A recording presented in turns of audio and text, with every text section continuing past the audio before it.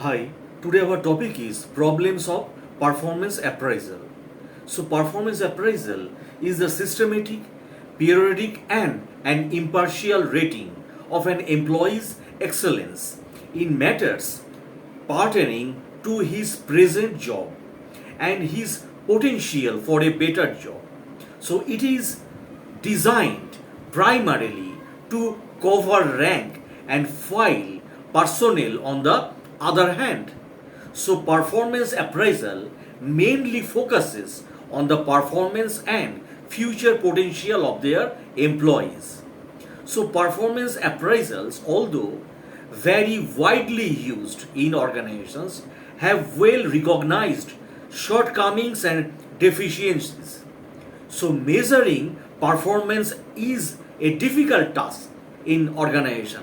Giving someone else an honest, candid evaluation based on that measurement is a stressful experience for most evaluators. Defensive behavior on the part of the person being evaluated is common in organizations. So this is especially true if salary, promotions, or just keeping one's job are at stake in turn.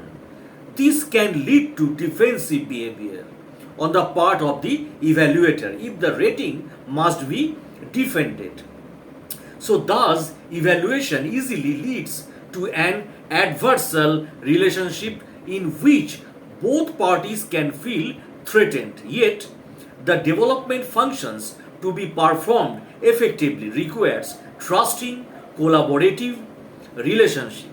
So, the evaluator must give honest assessment.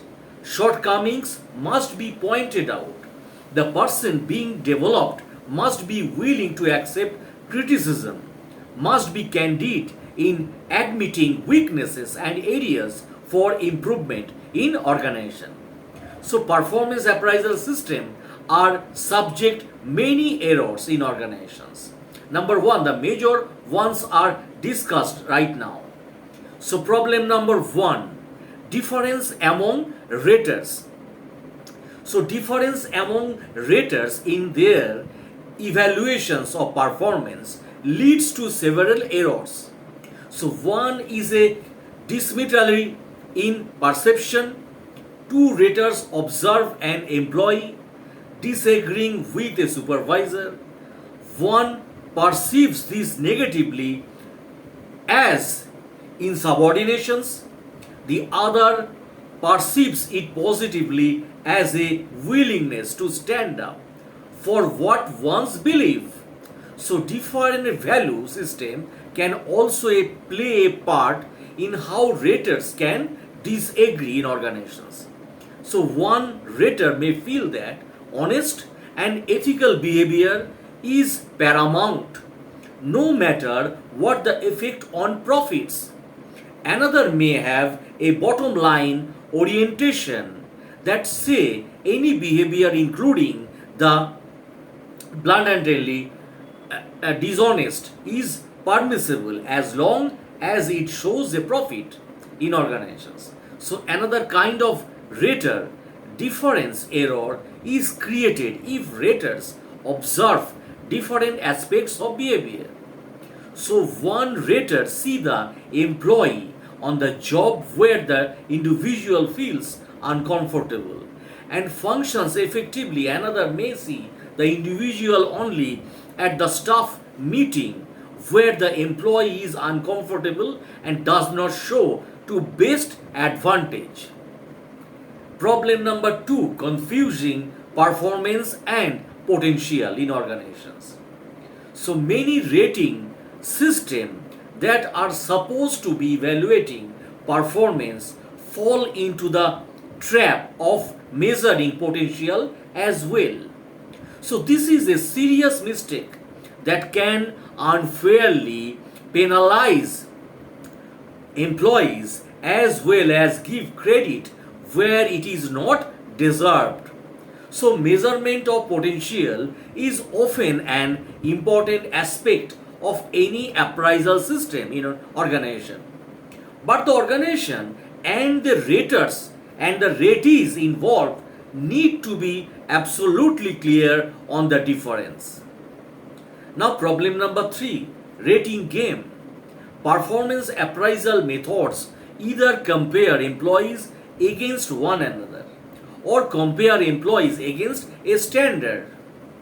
Within these two employees, there are numerous methods of appraisal. Some are simple, such as straight ranking. Others are more complex, such as behavioral scales attempting to establish a success criterion by defining performance behavior. Whatever may be method, the rating procedure may become something like a game or contest in organization. Again, these methods lay emphasis on alikeness and conformity of human performance and ignorance measurement of human values in organizations. Rater bias. A number of problems with performance appraisal method, rate and rater bias and rater concerns which are discussed right now. So it's halo effects. The halo effect is a tendency let the assignment on an individual's on one trait influence the evaluation of that person on other specific traits.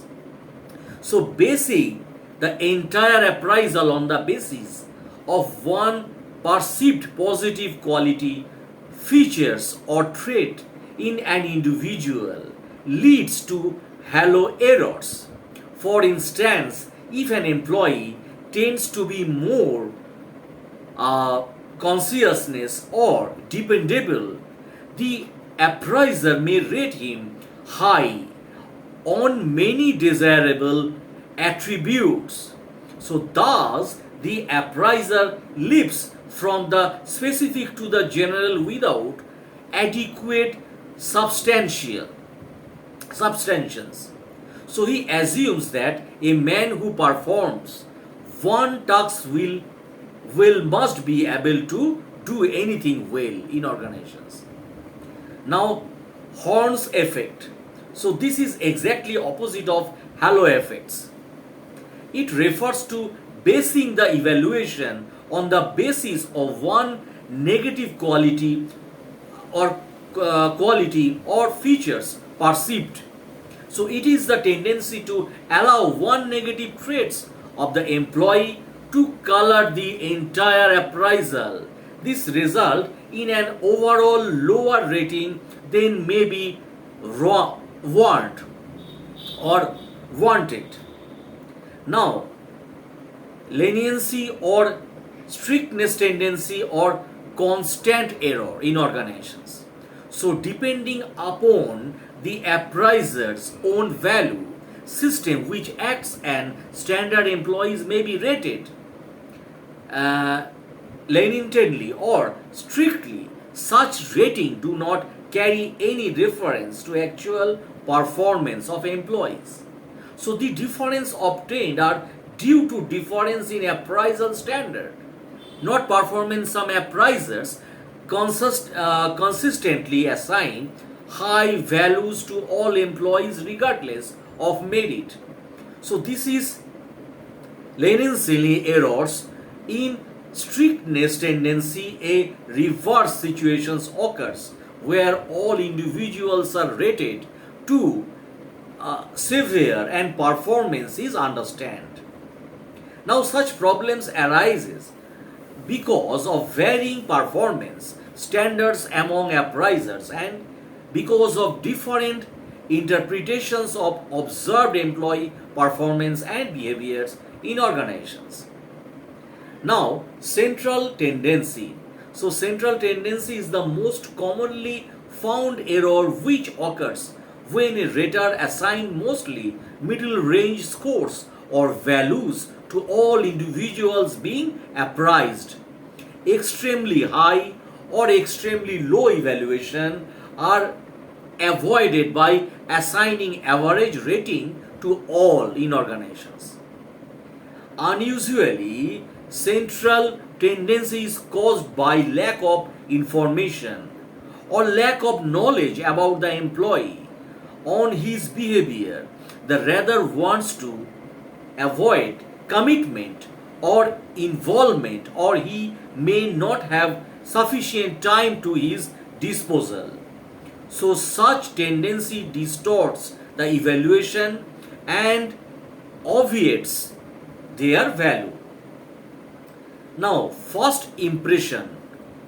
Now we discuss about this. Raters may identify some specific qualities or features of the rater and quickly form an overall impression about him. So the identified qualities or features may not provide adequate base for performance appraisal. Now, stereotyping. Stereotyping is a standard mental picture that an appraiser holds about an individual according to the category whom he represents. For instance, it may be sex, caste, age, or other factors in organizations. Women, politician, old people, children, poets, etc. So on. So stereotyping results in an oversimplified view of the individual and may blur the rater's perceptions and assessment of the individual's performance on the job. Now, the most common errors in evaluations are drawing the wrong conclusions about an individual's capabilities on the basis of his performance and overemphasizing one or two attributes. Now, how these errors occur may become clear through the following examples. Number one, typecasting. So, when an individual is found to perform a task well, he is given the same over and over again. When this happens, same individuals may shy away from doing an outstanding job through fear of being stuck with an permanent assignment. Now, magnifying merits. Sometimes superiors have a tendency to magnify a subordinate merit in organizations, but sometimes the subordinate himself tries to convince his superior of the obstacle he has overcome to complete the task in organizations during his working period. Now, recency errors. In recency error, there is a tendency to base rating on what is most easily remembered, that is, the most recent behavior. Thus, rating is influenced by most recent behavior, ignoring the commonly demonstrated behaviors during the entire appraisal period. So, recent behavior may well not be characteristics of the total period, especially if employees are aware of the approximate date when they will be evaluated. Now, spillover effects. This refers to allowing past performance to influence the evaluation of present performance. Now, proximity. This refers to appraising similar those items next to each others on the review form.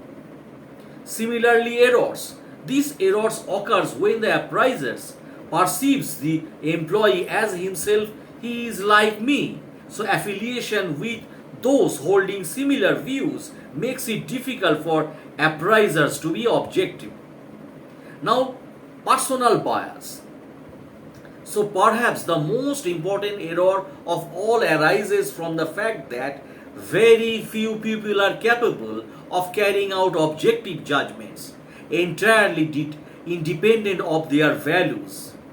So prejudices and stereotypes, thus evaluations can be influenced by factors such as an employee's racial or ethnic background, physical attractiveness, religion, manner of dress, social standing, etc., which are normally of little significance of the achievement of organizational goals also.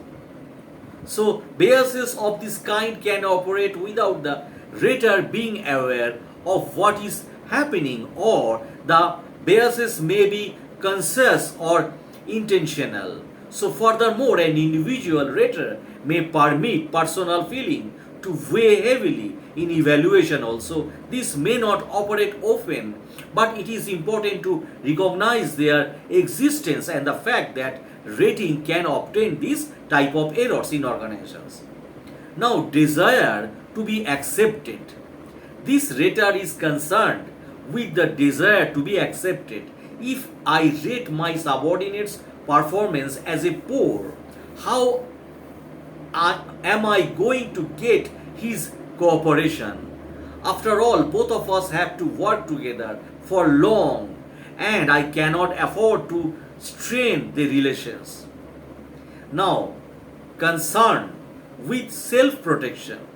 The rater is concerned with his own protection. If I rate him well, he will rate me well and not create any problem for me in organizations during his working period. So it goes smoothly. So fear of playing God. The rater is reluctant to play God by determining the future of the employee. He will lose his job if I rate him again as a poor performer. He may not be considered for promotion if I gave him poor rating for his work in organizations. Such concerns tend to make the raters to be lenient. So some raters feel uneasy criticizing a subordinate's performance and are anxious lest their adverse appraisal may hold up a salary increase or an unwanted transfer. So superior is arbitrary in his judgment.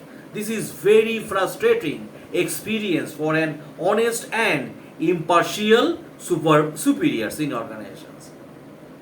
Now, opportunity biases. The results when the amount of output is influenced by factors beyond the control of employees. Some employees have better working condition, supportive supervisors, more experienced co-workers, and hence their output may be greater than others working on identical tasks. For instance, one salesman may have better display facilities, a better sales counter, and more conducive geographic locations than the others. In such circumstances, a comparison of the performance of two employees will have limitations. Now, group characteristic biases. These characteristics of an individual group make a dent in his performance. So, coherent groups with high morale can produce more than less cohesive groups with low morale, since the individual performance is greatly determined by the group definitions of a fair day work. This factor must be kept in mind while evaluating the individual employee's performance in organizations. Now, knowledge of predictor biases. Predictor biases. A rater's knowledge of the performance of an employee on predictors can influence his appraisal rating. An employee who topped in the selections list and might leave the impression that he is the best among the employees and hence may railroad the rater to be better evaluations. Despite a moderate performance in organizations, the rater should never be permitted to have access to the employee selections data.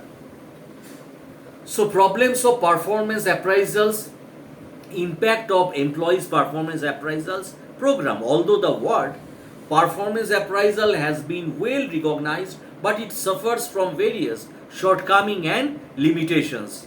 So there are certain barriers which work against the effectiveness of appraisal system.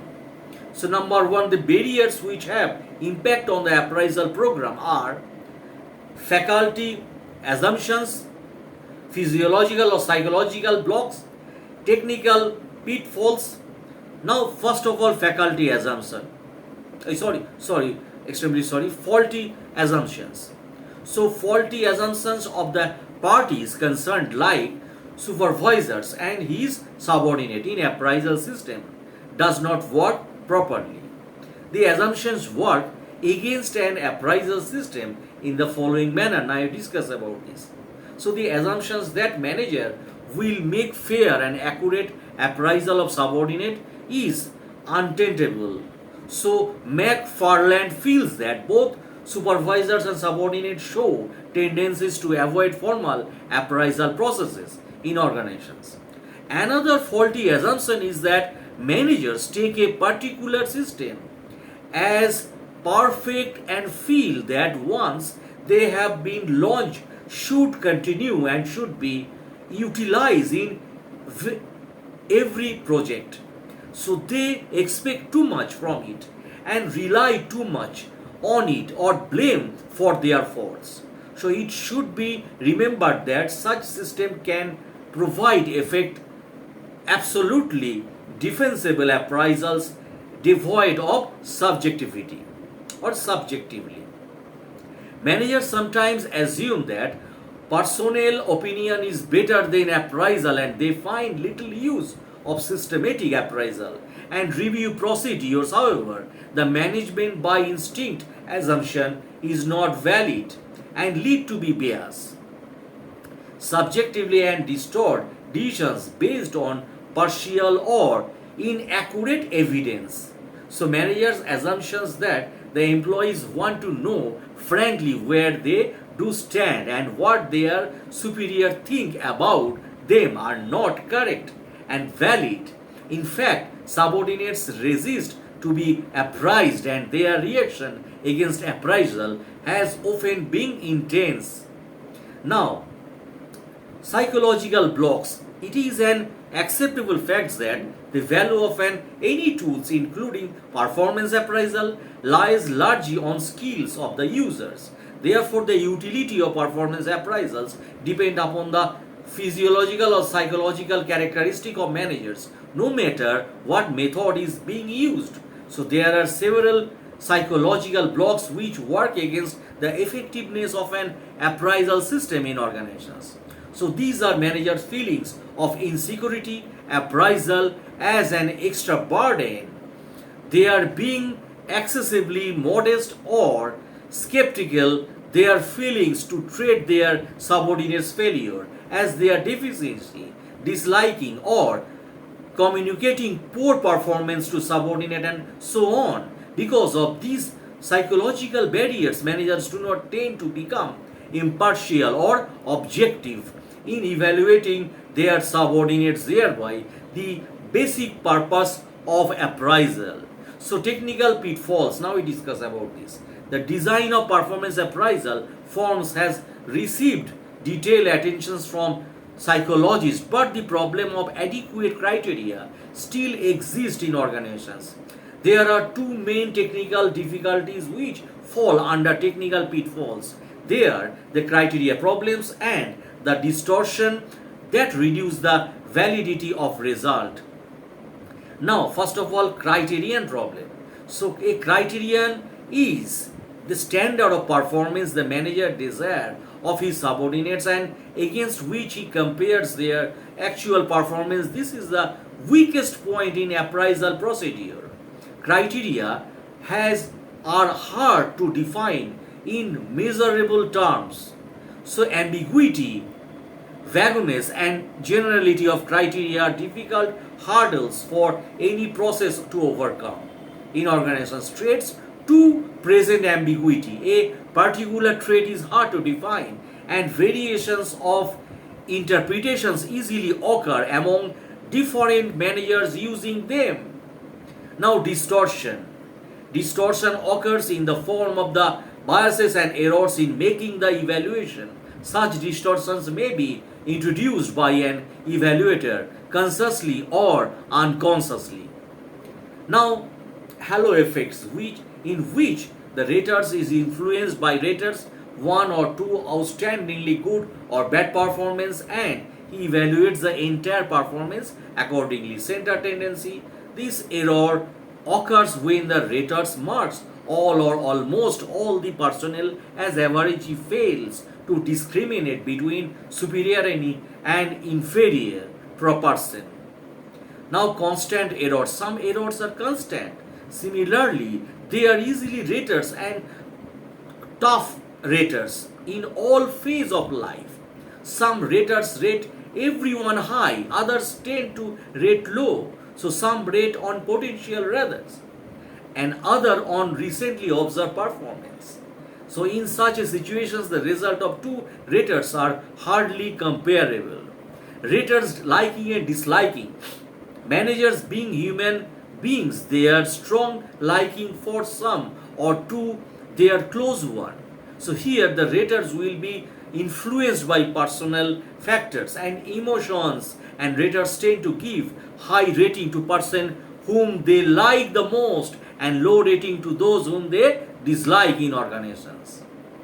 Now, the rater biases includes its halo effects, as we discussed about this, the error of the central tendency, the recency effects. So, the recency effects, now we discuss about this. The rater generally remembered for the recent actions of the employees at the time of rating and rate on the biases basis of these recent actions, favorable and unfavorable, rather than on the whole activities. So that's for the video, my friends. If you like my educational channels, my humble request is please subscribe my channel and like on my channel. Thanks a lot for watching my videos.